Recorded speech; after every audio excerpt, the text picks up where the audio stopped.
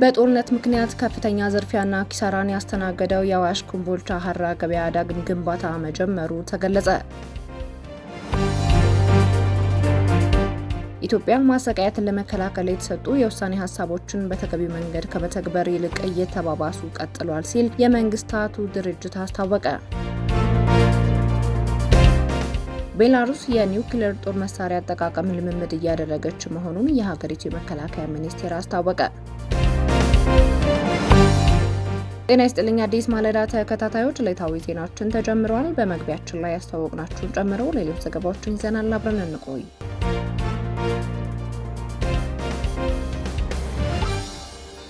በጦርነት ምክንያት ከፍተኛ ዝርፊያና ኪሳራ ያስተናገደው የአዋሽ ኮምቦልቻ ሀራ ገበያ ዳግም ግንባታ መጀመሩ ተገለጸ። በሰሜን ኢትዮጵያ ጦርነት ሳቢያ ግንባታ የተቋረጠው የአዋሽ ኮምቦልቻ ሀራ ገበያን የባቡር ፕሮጀክት ዳግም የግንባታ ስራ መጀመሩን የፌዴራልና የአማራ ክልል ኃላፊዎች ገልጸዋል። ግንባታው በተደጋጋሚ በህዝብ ዘንድ ጥያቄ ሲነሳበት ነበር ያሉት ኃላፊዎች አሁን ላይ በአዲስ መልክ በሀገር ውስጥ ባለሀብቶችና ባለሙያዎች ግንባታው ተጠናቆ አገልግሎት እንደሚጀምርም ተናግረዋል። በጦርነት ሳቢያ ግንባታ አቋርጦ የወጣው የቱርክ ኩባንያ ይገባኛል ካሳ በፍርድ ቤት ጠይቆ ኢትዮጵያ በተወሰነ መልኩ ማሸነፉ አይዘነጋም። ለመጀመሪያ ጊዜ ፕሮጀክት ወደ ስራ ሲገባ በ5 ዓመት ይጠናቀቃል ተብሎ የነበረ ቢሆንም ለአገልግሎት ክፍት ከሚሆንበት ጊዜ አንጻር ስራው ሳይጠናቀቅ 6 ዓመት አስቆጥሯል። ስማቸው እንዳይጠቀስ የጠየቁና ከአዲስ ማለዳ ጋር ቆይታ ያደረጉ አንድ ኢኮኖሚ ባለሙያ እንደሚሉት ከሆነ ይህ ፕሮጀክት ሀገራዊ ፋይዳው የጎላ ቢሆንም አሁን ላይ እንደ ሀገር ከሚሰሩ ፕሮጀክቶች አንጻር ግን በሰፊውና በግልጽ መታየት ያለበት እንደሆነ አንስተዋል። ባለሙያ አክለውም ዋናው ነገር ምን ያህል አዋጪ ነው በዚህ ሰዓት ፕሮጀክቱን መጀመሩ ያሉ የጠየቁ ሲሆን አገሪቱን ለዳግም ኪሳራ እንዳይዳረጋት ጥንቃቄ ማድረግ እንደሚያስፈልግ አጽንኦት ሰጥተዋል። ይህን ያሉበት ምክንያትም ባለሙያው ሲያነሱ ከዚህ ቀደም ተሰረቀ የተባለው ሀብት በጦርነት ሳቢያ ስለሆነ አሁን ላይስ አካባቢው ምን ያህል አስተማማኝ ነው የሚለው መታየት አለበት ብለዋል።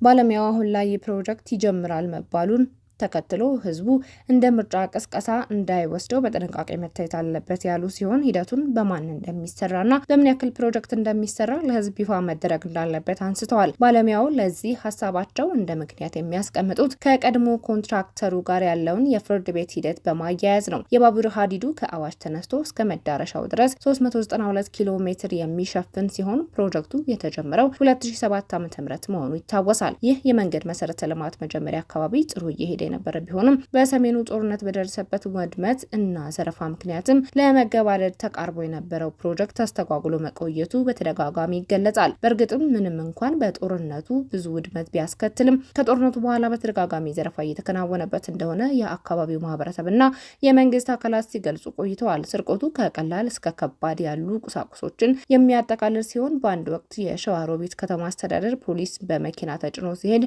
በቁጥጥር ስር አውያለው ሲል ማስታወቁ ይታወሳል። የኢትዮጵያ ምድር ባቡር ኮርፖሬሽን በለንደን ዓለም አቀፍ የግልግል ዳኝነት ፍርድ ቤት ውሉን ከወሰደው የአፒ መርከዝ የቀረቡበትን የ97 ሚሊዮን ዶላር ከነወለዱ የካሳ ክፍያ ይከፈለኝ በሚል ክርክር ማድረጋቸውም ይታወሳል። ሆኖም የአፒ መርከዝ ከጠየቀው 979.9 ሚሊዮን ዶላር ውስጥ አብዛኛውን ማለትም 750 ሚሊዮን ዶላሩን ሙሉ በሙሉ ውድቅ አድርጎታል። ይህ ከፍተኛ ኢኮኖሚያዊ ጠቀሜታ ያለው ፕሮጀክት መጠናቀቅ የንግድ ስርዓቱን በማቀላጠፍ የስራ ዕድል በመፍጠር ከፍተኛ አስተዋጽኦ ይኖረዋል። የባቡር መስመሩ በኤሌክትሪክ ኃይል የሚሰራ ነው። አዲስ ማለዳ ከምድር ኮርፖሬሽን ስለ ግንባታ መረጃው ሰፋ ያለ መረጃ ለማግኘት ብትሞክርም አልቻለችም። ከዚህ ቀደም ትልልቅ መሰረተ ልማቶች በአገሪቱ ሲሰራ የነበሩት በውጭ ባለሙያዎች ነው የሚሉት የምድር ባቡር ኮርፖሬሽን የባቡር መሰረተ ልማት ምክትል ስራ አስኪያጅ ኢንጂነር ስለሺ ካሳ አሁን ላይ ግን ፕሮጀክቱ የሚጀመረው ሙሉ በሙሉ በሀገር ውስጥ ባለሙያዎች መሆኑን ለክልሉ መገናኛ ቴሌቪዥን ጣቢያ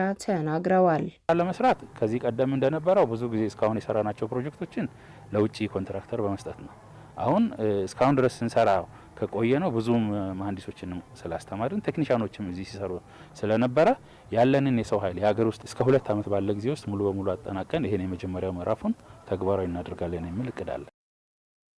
በባቡር ሀዲዱ መሰረተ ልማት ላይ ማስጀመሪያ ፕሮግራም ላይ የአማራ ክልል ከፍተኛ አመራሮች የተገኙ ሲሆን የፕሮጀክቱ መጀመር በህዝቡ ዘንድ የጎላ ሚና አለው በማለት የህዝብ ጥያቄ የተመለሰበት እንደሆነም አንስተዋል። የፌዴራል መንግስቱ ፕሮጀክቱን ዳግም መጀመሩ ማሰቡን ለህዝቡም ሆነ በአካባቢ ለሚመረት ምርት ትልቅ አስተዋጽኦ ይዞ የሚመጣ ነው በማለት የአማራ ክልል የዞንና የክልል አመራሮች ያለውን አስተዋጽኦ ገልጸዋል። ጠቅላይ ሚኒስትር አብይ አህመድ ከወር በፊት በመሰረተ ልማት ግንባታ ዙሪያ ሀሳባቸውን የገለጹ ሲሆን ከአዋሽ ተነስቶ መቀሌ የሚደርሰው ዳንጎቴ ከሚገነባው ማዳበሪያ ፋብሪካ ጋር በማነጻጸር አክሳሪ ፕሮጀክት ነበር ሲል መግለጻቸው ይታወሳል። ጠቅላዩ አክሎም ይህ ፕሮጀክት በ40-50 ዓመት ፈሰስ የተደረገበትን መዋለ ንዋይ የሚመስል አይደለም በማለት የተሰራበት ብድርም ጤነኛ የሚባል አይደለም ማለታቸው ይታወሳል።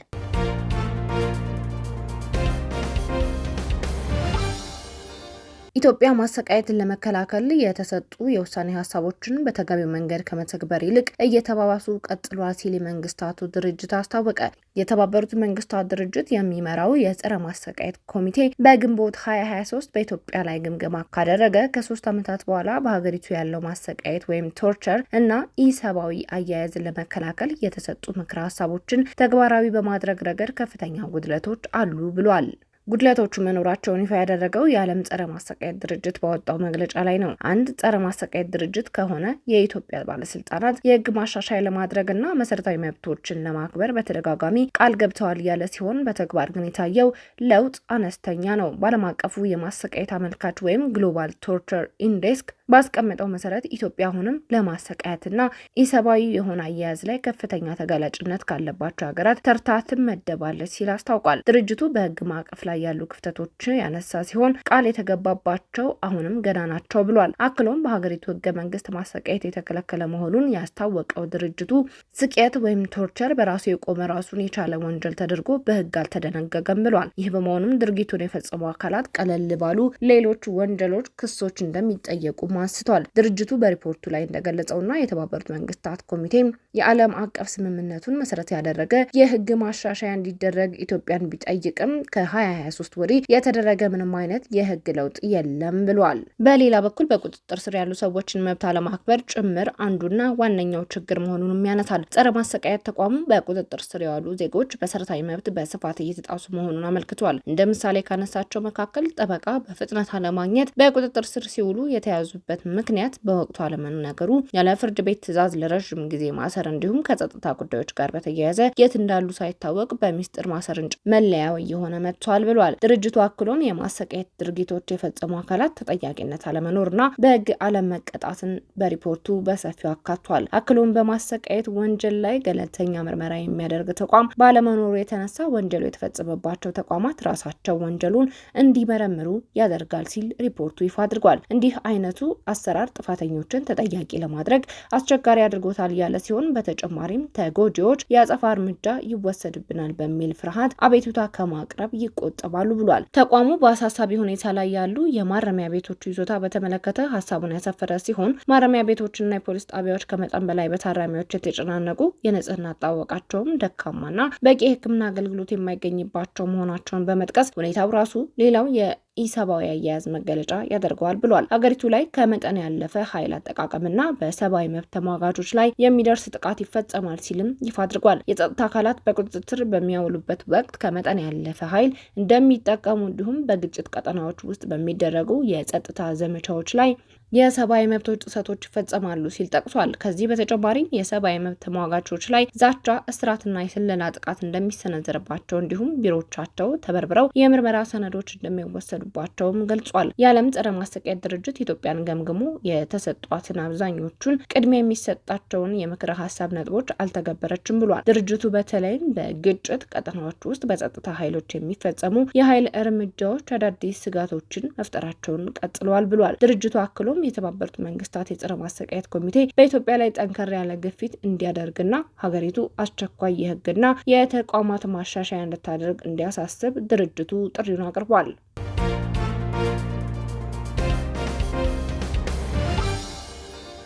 ቤላሩስ የኒውክሌር ጦር መሳሪያ አጠቃቀም ልምምድ እያደረገች መሆኑን የሀገሪቱ መከላከያ ሚኒስቴር አስታወቀ።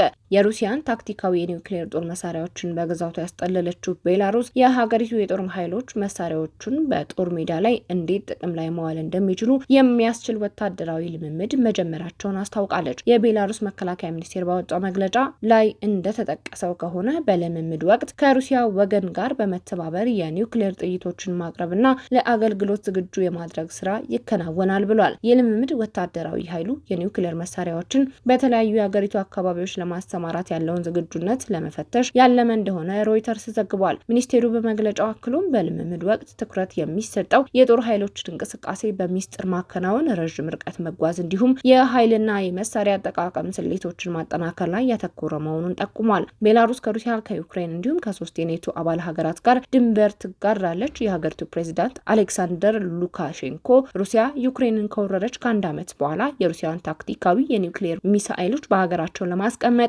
መስማማታቸውም ይታወሳል። ሆኖም ግን የሩሲያ ፕሬዝዳንት ቭላዲሚር ፑቲን የእነዚህ መሳሪያዎች አጠቃቀም ቁጥጥር ሙሉ በሙሉ በሞስኮ እጅ መሆኑን በግልጽ ማስታወቃቸውም ይታወሳል። በሩሲያና ዩክሬን ግጭት ከፈነዳ ማግስት ጀምሮ ፑቲን የሩሲያን የኒውክሌር አቅም በተደጋጋሚ በማስታወስ ላይ የሚገኙ ሲሆን ምዕራባውያንን ለዩክሬን የሚያደርጉትን ድጋፍ እንዲያስቡበትና እንዳይገቡ እንደ ማስጠንቀቂያ ሲጠቀሙት ቆይተዋል ሲልም ዘገባው አስታውሷል።